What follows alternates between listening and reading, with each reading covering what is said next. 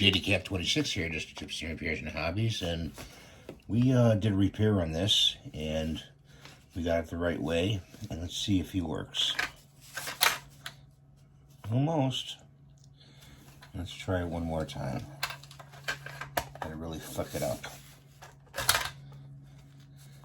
Okay. Let's put his hat more like that. There we go.